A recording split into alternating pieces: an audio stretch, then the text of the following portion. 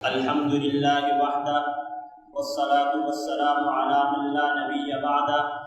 اما بعد فاعوذ باللہ من الشیطان الرجیم بسم اللہ الرحمن الرحیم فی صحف مکرمہ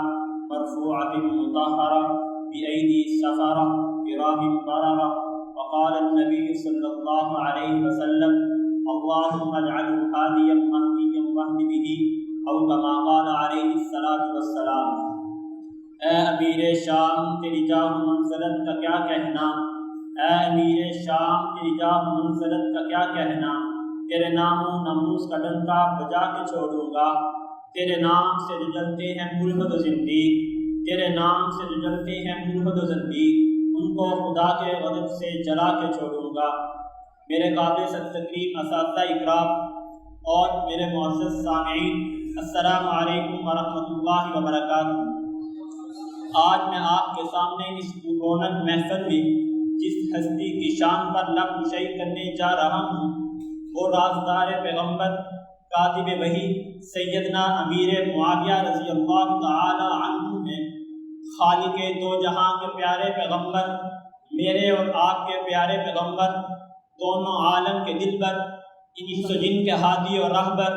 دونوں عالم کے دلبر، جس صحابی رسول کو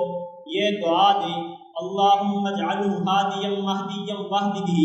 اس عظیم ہستی کو سیدنا امیر معاویہ رضی اللہ تعالی عنہ کہتے ہیں۔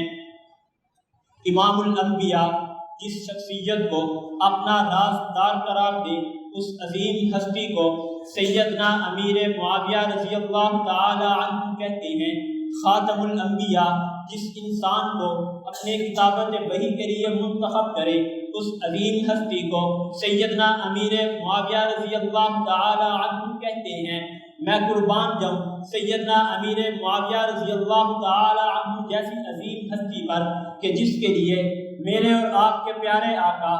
امام الانبیاء، فخر الانبیاء، سید الانبیاء، اشرف الانبیاء، خاتم الانبیاء صلی اللہ علیہ وسلم نے یہ دعا کی، فرمایا اللہم اجعلہ ہادیا مہدیا واہد بہ، اے اللہ معاویہ کو ہادی بنا، اے اللہ معاویہ کو مہدی بنا، اے اللہ معاویہ کے ذریعے لوگوں کو ہدایت نصیب فرما۔ اس حدیث مبارکہ کے اندر اللہ کے نبی صلی اللہ علیہ وسلم نے 3 جملے ارشاد فرمائے ہیں۔ ایک جملہ یہ ارشاد فرمایا اے اللہ معاویہ کو ہادی بنا۔ ہادی بنانے کا مطلب یہ ہے کہ لوگوں کی رہنمائی کرنے والا، کس چیز کی طرف رہنمائی کرنے والا، لوگوں کو ہدایت کی رہنمائی کرنے والا، لوگوں کو نیکی کی رہنمائی کرنے والا، لوگوں کو صداقت و نجات کی رہنمائی کرنے والا، لوگوں کو اسلام کی رہنمائی کرنے والا۔ اللہ کے نبی صلی اللہ علیہ وسلم نے دوسرا جملہ یہ ارشاد فرمایا کہ اے اللہ امیر معاویہ کو مہدی بنا۔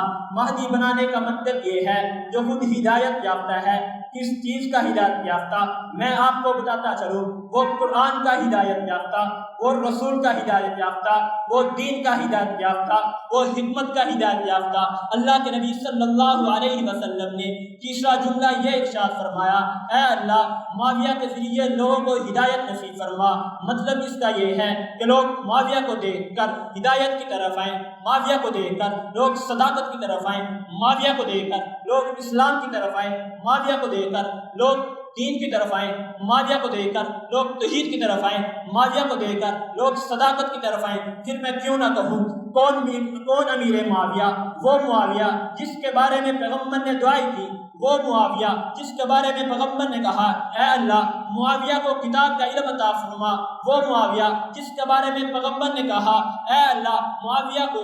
قیامت کے دن عذاب سے بچانا، وہ معاویہ پیغمبر نے جس کے بارے میں یہ کہا کہ معاویہ میرا محبوب ہے، جو اسے محبوب رکھے گا وہ نجات پائے گا، جو اس سے بغض رکھے گا وہ جہنم میں جائے گا، وہ ہلاک ہوگا۔ کون معاویہ؟ وہ معاویہ کہ جن کے دور میں لاکھوں ایکڑ زمینوں کو سیراب کرنے اور کروڑوں انسانوں کی پرورش کے لیے